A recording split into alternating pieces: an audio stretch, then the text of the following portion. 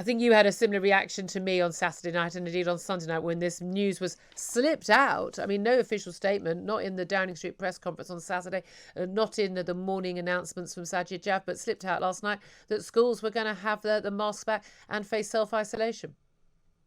Yeah, I do. I mean, I think it's unbelievable. It is really very sad. I mean, there's a few strands here, aren't there? I think we were already actually before this weekend very, very worried about the number of emails we are receiving from parents, also children actually as well, telling us that they are very worried about the conditions in their schools. You know, you've got on the one hand cancellation of all kids' festivities, fairs, festivals for the second year in a row.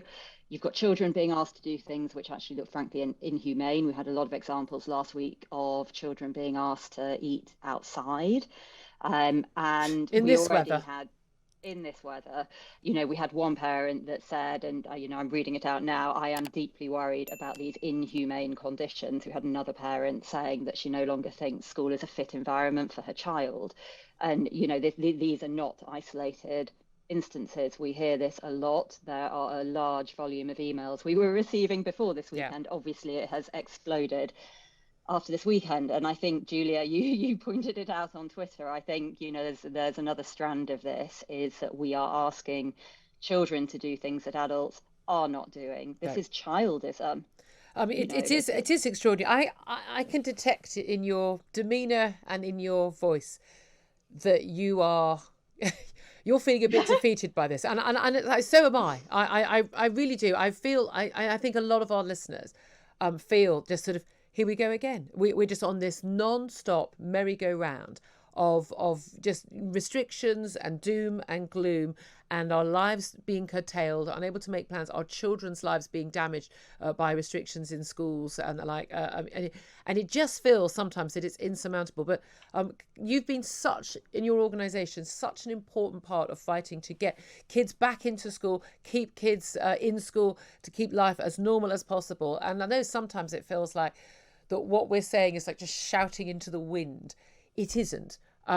I get messages from people in government all the time that it does make a difference. The campaigns that people do, the anti-vaccine passport campaigns against masks in schools and things like that, they do have an effect. It just, we don't get to see it straight away, but there has to be the alternative being put to people, doesn't it? Otherwise then our kids are going to be in masks and probably out of school for the rest of their lives.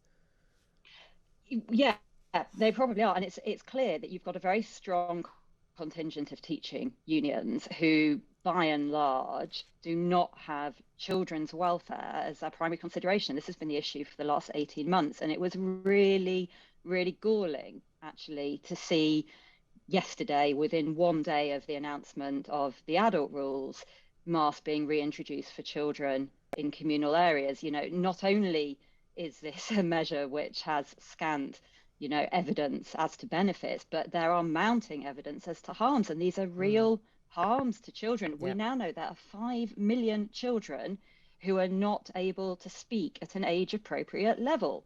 Why do we think that is, guys? The evidence speaks for itself. Absolutely.